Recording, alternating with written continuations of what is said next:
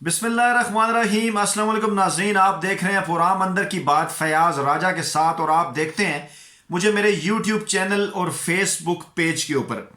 नाज़रीन, मेरे और मेरे चैनल से कहीं ज़्यादा ये फ़ख्र की बात मेरे व्यूअर्स के लिए, मेरे चाहने वालों के लिए, मेरे सब्सक्राइबर्स के लिए है कि जो बात उन्हें आज से तकरीबन 36 घंटे, इस वक्त से 36 घंटे पहले मालूम हुई, बाकी पाकिस्तानी अवाम को, बाकी लोगों को वही बात आज मुख्तलिफ टीवी चैनल्स के ज़रिए पता चली। और वो बात ये थी जो मैंने आपको अपने गुज़श्ता रोज़ के वीलाग के अंदर ये बात बता दी थी कि हुकूमत जो है वो आइन के मुताबिक 12 मार्च से 30 दिन पहले यानी 10 फरवरी के बाद किसी भी रोज़ सेनेट इलेक्शन करवा सकती है। आज हामिद मीर साहब के प्रोग्राम में, काशिफ अब्बासी साहब के प्रोग्राम में और अरशद शरीफ साहब के प्रोग्राम में सीनियर सियासतदानों एतजाज़ अहसन और शिबली फराज की जानिब से ये कहा गया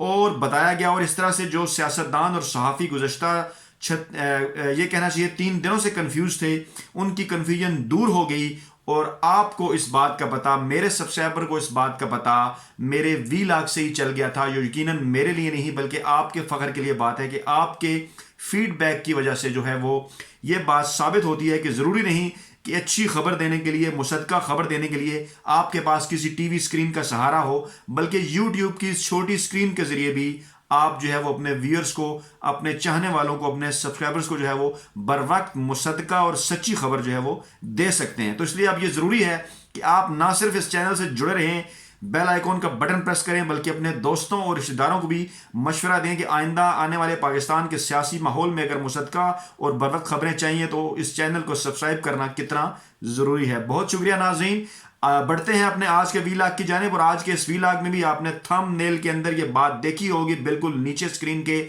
मैंने ये लिखा है कि 158 इस्तीफे अगर अपोजिशन की जानिब से आते हैं तो हुकूमत को 158 नहीं बल्कि 125 नशिस्तों पर इंतखाबात, ज़मीनी इंतखाबात करवाने होंगे। ये क्या मामला है, इसके बारे में आपको वीडियो के आखिर में बताएंगे, और ये बात भी आज से 2-4 रोज़ बाद डिस्कस होगी। 2-4 रोज़ ना हुई तो उस वक्त ज़रूर होगी जब इस्तीफे आएंगे। तो नाज़रीन, कप्तान का जाल क्या था? कप्तान ने बड़ा जाल फेंका और पीडीएम उसके अंदर फंस गई। ये बात हम इस वीडियो के अंदर पहले बताएंगे, फिर आपको ये बताएंगे कि नवाज शरीफ के पिज़्ज़ा खाने का क्या मामला है, परहेजी पिज़्ज़ा क्या होता है, मरियम ने चीखों की बात क्यों की आज अपनी उस प्रेस कॉन्फ्रेंस में जिसमें वो अकेले ही सामने आई, और उसके बाद 4 महीनों की बात उन्होंने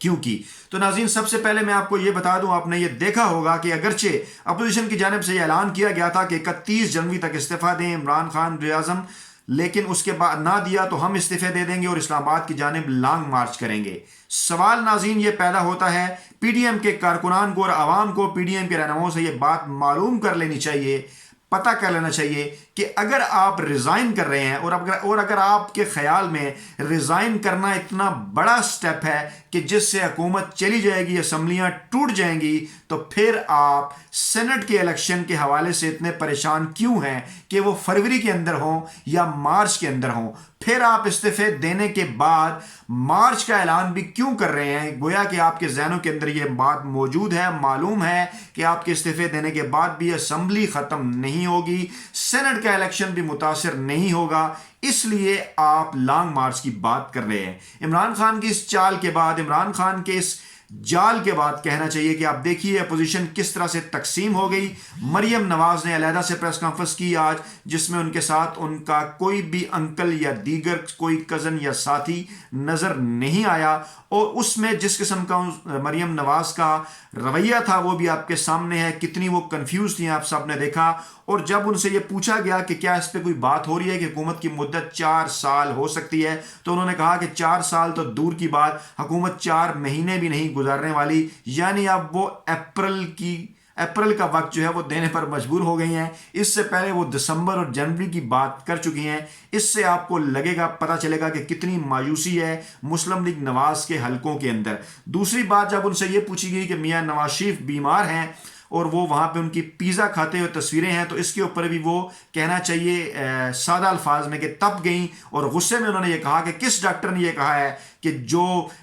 मरीज़ है दिल का इस किस्म का, जिसकी शरियानें बंद हों, जिसके प्लेटलेट्स का मामला हो, वो पिज़्ज़ा, और साथ ही कहा कभी कभार वो पिज़्ज़ा नहीं खा सकता। गोया कि उन्होंने ये कहा कि नवाज शरीफ वहाँ पे पिज़्ज़ा भी जो है वो پرہیزی استعمال کرتے ہیں۔ مولانا فضل الرحمان نے بھی یہ بات کی، مریم نے بھی یہ بات کی کہ عمران خان نے کس حیثیت میں الیکشن کروانے کی بات کی، پہلے وہ الیکشن نہیں کروا سکے، دونوں کو نہ آئین کا پتہ ہے نہ قانون کا، حالانکہ 1973 کے آئین کے تناظر میں مولانا اس وقت بری طرح سے پھنس چکے ہیں، اور اصل وہ جو جال عمران خان کی طرف سے پھینکا گیا اس کا شکار جو ہے وہ مولانا ہی بنے ہیں، کیونکہ مولانا ہی وہ صاحب تھے جو کہ یہ سمجھتے تھے کہ شاید پاکستان میں سب سے زیادہ 1973 کے آئین کے متعلق انہیں پتہ ہے، اور وہ پی ڈی ایم کے اندر موجود بلوڑوں کو ان کے بزرگوں کی غیر موجودگی میں اپنے آگے لگا سکتے ہیں، لیکن کپتان کی اس چال نے ان کا تیا پانچا کر دیا۔ اور ناظرین آپ کو یہ بھی بتا دوں کہ ان کا یہ اعتراض ہے کہ الیکشن کمیشن یہ شیڈول جاری کرتا ہے، آئین کے مطابق حکومت پرپوزل دے سکتی ہے، اور روایت ہے کہ پرپوزل قبول بھی ہو جاتی ہے،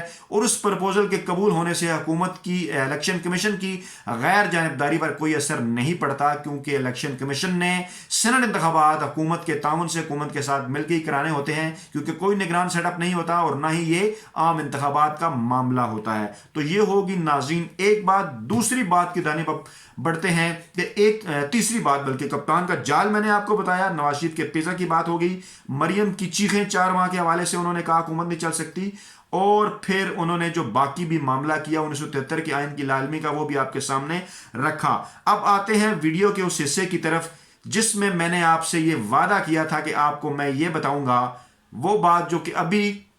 ہمارے باقی ویئرز کو، ہمارے جو ہے وہ الیکٹرانک میڈیا کے ویئرز کو، پرنٹ میڈیا کے پڑھنے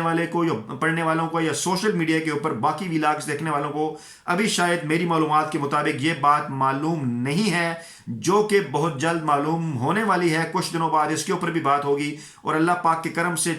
جیسے پہلے ہماری گزشتہ جو ہے وہ کئی خبریں سچ ثابت ہوئیں اور کئی معلومات جو ہم نے آپ کو بروقت پہنچائیں وہ بالکل درست ثابت ہوئیں، اسی حوالے سے مزید آگے بڑھتے ہوئے میں آپ کو یہ بتانا چاہتا ہوں کہ اس وقت قومی اسمبلی کے اندر اپوزیشن کے نشستوں کی تعداد 158 ہے، جس میں پاکستان مسلم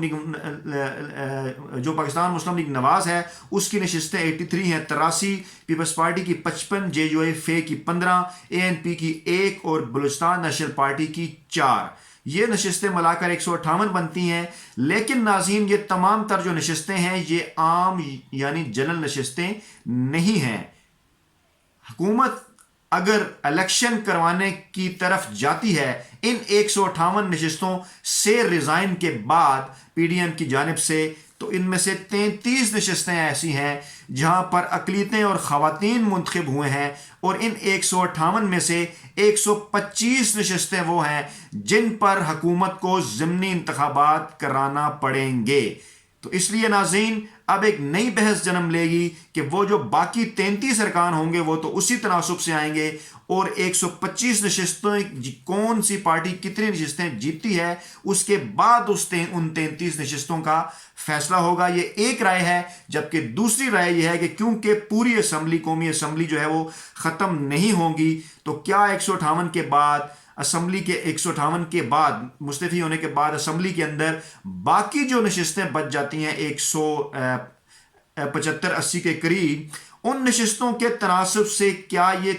جو 33 نشستیں ہیں یہ تقسیم نہیں کر دی جائیں گی عمران خان، پاکستان تحریک انصاف اور ان کے اتحادی جماعتوں کے اندر؟ یہ بھی ایک نئی آئینی بحث ہوگی، لیکن بہرحال اس میں سے اہم ترین معاملہ یہ ہے کہ اگر 158 نشستوں پہ رضائن آتے ہیں تو الیکشن جو ہے وہ 125 نشستوں پہ ہوگا جو کہ جنرل نشستیں ہیں، اور اس طرح مریم نواز صاحبہ نے جس طرح سے یہ کہا کہ 500 نشستوں پر انتخابات نہیں کرائے جا سکتے، تو اس طرح اگر صوبوں کی نشستیں بھی شامل کر لی جائیں پنجاب کی، تو یہ ساری نشستیں ملا کر 500 نہیں بلکہ 500 سے کہیں کم بنتی ہیں۔ آپ اپنی گنتی درست کر لیجئے، اور خاص طور پہ قومی اسمبلی کے حوالے سے یہ بات پی ڈی ایم کی سینئر قیادت اور مولانا فضل الرحمان صاحب 1973 کے آئین کے تناظر میں یہ بات ذہن نشین کر لیں کہ 158 نشستیں اگر ہاتھ سے گئیں تو الیکشن 125 نشستوں پر ہوں گے، اور اس کے بعد کیا ہوگا یہ بھی پاکستان کی ایک تاریخ ہوگی۔ ناظرین بہت جلد نئی ویڈیو کے ساتھ آپ کی خدمت میں حاضر ہوں گا، اپنا بہت خیال رکھیے گا، ارد گرد کے لوگوں کا خیال رکھیے گا، اور ہمارے چینل کو سبسکرائب ضرور کر لیجیے گا۔ اللہ حافظ۔